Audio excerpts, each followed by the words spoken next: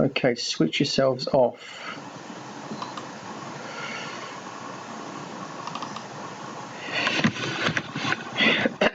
Section B. You can ask questions, you really should, and you should be taking scribbly notes. I've got to work out the area and the perimeter of that. Okay, you're 2, you're 6, you must be 2, you must be the diameter worth 6, and you must be a semicircle. Okay, I've logged it in my face. Faz is trying to come in. Hi, Faz. Now, first job, we've got to work out the area. I'll try and do it in one page view. The area. Okay, area is rectangle, 2 by 6. There's a mark. The circle is pi r squared. Don't forget to call that 3, because that's the radius. 2 marks for that. Don't forget to divide it by 2, because it's only a semicircle. So up to 4 marks. Then you add up all the little bits and get your 5 marks for that. Some of you forgot to divide that by 2. Some of you mixed up both the calculations for area and perimeter, and you sort of mixed it all up. I couldn't tell what you were doing. So if it says area, start with an area. If it says perimeter, then do the perimeter next. And perimeter isn't difficult. Let me talk you through it. It'll be 2 plus 6 plus 2. Please note, don't be silly, that length across there is not part of the perimeter. Why? Because it is not around the outside of the shape. So many of you, a couple of you added 2 6s for some reason, but you need to use the 6, the diameter, to work out the length across there. So we're going to use pi d in a minute. So let's just check it. All right, so first thing I do is a circle. Pi times d, bam, divide it by 2, because that's going to be roughly 9 and not roughly 18. Cool. And don't forget to add on the semicircular arc plus the 2 and the 2 and the 6, but no more 6s. There is no 6. You're not going to walk through the shape, you're going to walk around the shape, hence perimeter. There's 9 marks there for that question. Not difficult. Many of you got confused by this. There's the cylinder, got to work out its volume and surface area. Few of you will get that because that was an extension question in your purple year 9 books. Some of you would have done it for sure, but I had to set it because I want to test the best. So the diameter is 12, so from there to there will be the radius of 6, and I taught all of you that the volume in GCSE style is pi r squared h. If you didn't remember that, you know the top area is going to be pi r squared anyway, just times it by the height of 8, and that's it. So pi r squared h, substitute for pi, radius squared, and the height, 904 point something centimeter cubes, 3 marks. Now the surface area, if you cut it down here with your scissors and unravel it, you're going to get yourself a lovely rectangle, aren't you? And there'll be a circle at the top that's intact and a circle underneath the bottom that's intact. So the surface area of any tin of beans or peas or chickpeas or black-eyed beans, and I eat all of these things by the way, is as follows. It's 2 lots of pi r squared, because you've got one on top, one underneath, yeah? Pi r squared top and bottom. So that's where that's coming from. And the surface area of the curved part is 2 pi r, which is the circumference of a circle. But when you unwrap it, you've got yourself the circumference unwrapped as a straight line, and you've still got the h for height. So here it is, 2 pi r h. And the h, just to confirm, is 8 centimeters. All right. So you put those ingredients in your calculator, and you I sort of gave a mark for that, a mark for that, because it's, you know, there's steps along the way. A mark for that because I think you must have multiplied this by 2, so that's a good step. And then you just add up the 2 parts, or if you're really careful with a calculator, do it in 1 step. Now the danger with the 1-step method is, if you get the whole thing wrong, it's quite hard to award marks for that bit, where I'm looking for little answers along the road, yeah? So there it is. Again, this will go on videos, so if you can't copy it quickly enough, at least wait for the video to go up tonight. Everyone's good at Pythagoras. It's a starter question. We've got a 13 and a 12. 13 is clearly the long side because it is opposite the right angle of the wall and the floor there. So there it is. So x is like the length at the bottom. But here it is. So 13 squared take away 12 squared comes to 25. Root it. The distance from the bottom of the ladder to the wall is 5 meters, 3 marks standard, grade 4 GCSE. I think everyone got that right. And this is where it goes bad, including for me. In order to comply with safety regulations, the angle between the ladder, boom, and the ground must not go bigger than 70. Is it safe? Well, I don't know yet. Don't use your 5 in case you got it wrong. You can use the 12 and the 13, because if the angle right there is called, I'll call it theta anyway, but anyway, it doesn't matter. Whatever you want to call that angle, it's the opposite 12 divided by the hypotenuse 13 will be the sine of that angle, all right? So it's sine of the angle. Now I need to ask the calculator what the angle is by going sine minus 1 bracket 12 over 13. So shift sine it. So I've tried to display that here. So when the sine of my angle is 12 over 13, tick, I get a mark for using the sine correctly. You didn't have to actually write all this out, but I'd give you the mark anyway, provided you got the right answer, because you would have pressed, if you got this answer, you pressed the right buttons. So straight away you get that mark. And you have to conclude, using measurements, calculate if the ladder is safely positioned. You need to say that it is safely positioned, because 67.4 is less than 70, so it's not going to be like too up. It's not going to be too close to the wall at an angle that's too great, and it will just tip backwards. So I made up this question about safety regs. Either way, I'm testing trigonometry, and there's 4 marks there, but you do need a correct conclusion. This is quite straightforward.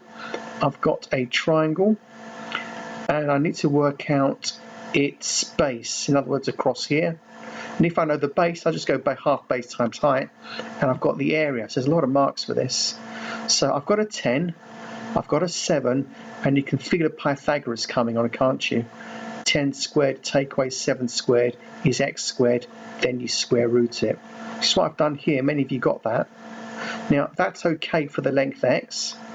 So the area of a triangle is half base times height. Well, that's already half the base. As you can see, it's not straight across there, it's just that little bit.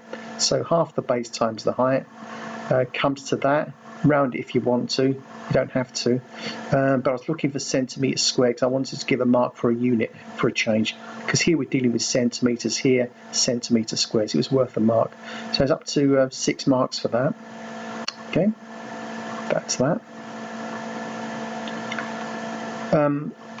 Unfortunately, some of you thought these were right angle triangles, and at least one of you, dears, treated it like Pythagoras, and you worked out AC by going 2.1 squared, 4.9 squared, adding it, rooting it. It's not a right angle triangle. These are similar triangles, which means you, my son, are bigger than this little one here. The thing is, how much bigger? Let's get a mark for doing the scale factor enlargement. I've got the 27 linking with the 2.1. That comes to a scale factor enlargement of 1.2857. So there's 2 marks for that, provided you don't over round it.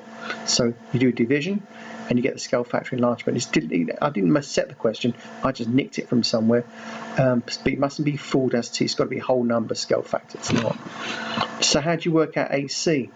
Well, AC is the baby version of 3.6. So you take your 3.6 and divide by your scale factor, and the 3.6 should shrink a little bit. It does, it goes down to 2.8. So I'm up to 4 marks. Now I've got to work out E to F. Oh, that's easy. That's the big version of 4.9. So if I take my 4.9 and multiply by the scale factor enlargement, and I'm going to get 6.3. And I allowed an extra mark for super accuracy. By that I mean, don't round the scale factor too much, because you will lose accuracy. All right, so 7 marks for that.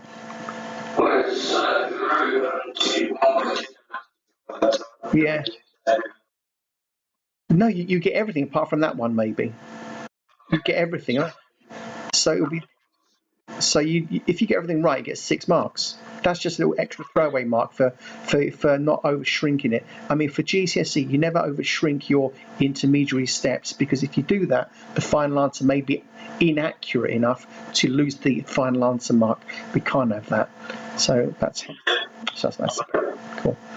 I don't think anyone saw this apart from Olivia, i.e. in class, because this was extension-y work from the Green Book. But let me talk you through it. This is the little baby version of the entire thing. All right, can you imagine that? So I've got a big triangle, ADE, and within it I've got a baby triangle, ABC. And if you like, A is like the center of enlargement. And I can see that 20 relates to 30, and that's going to be my starting point. So these are similar. I've got to work out A to E.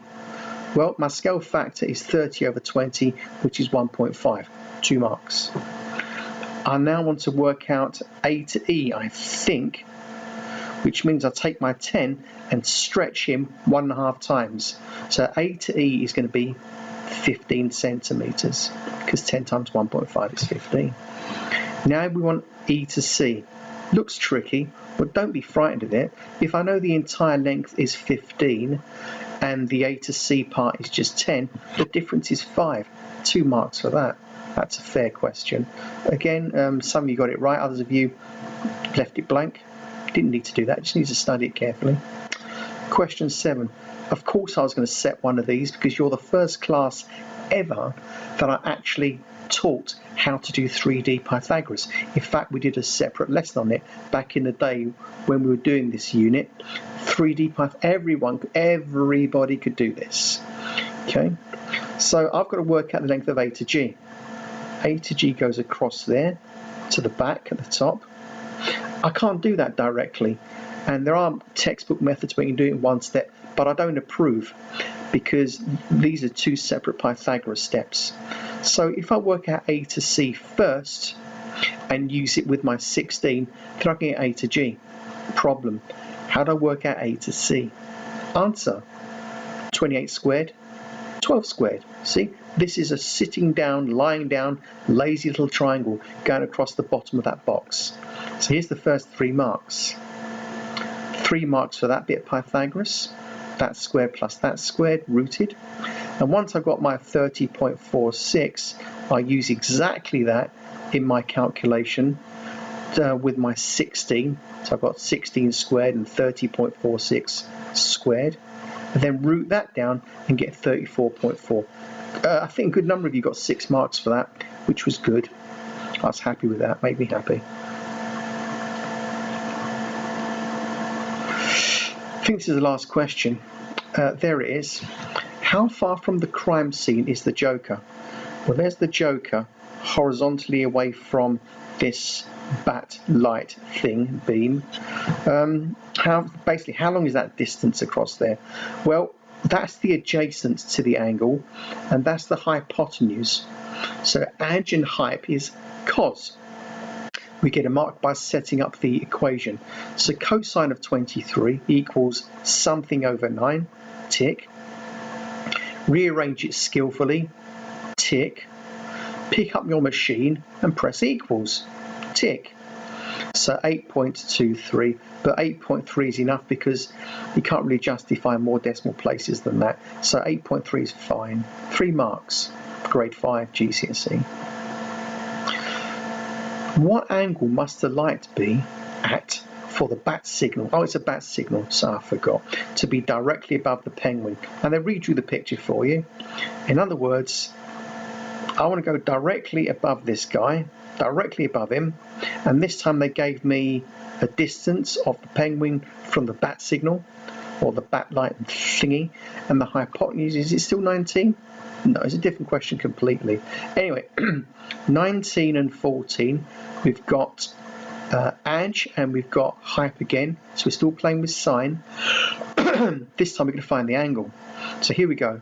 So cosine of the angle is adj, 14, over hypotenuse 19, mark. And you didn't have to do that little bit because that's going to be in your Casio brain. You just go shift cos it and it gives you the actual angle, 42.5. 3 marks there.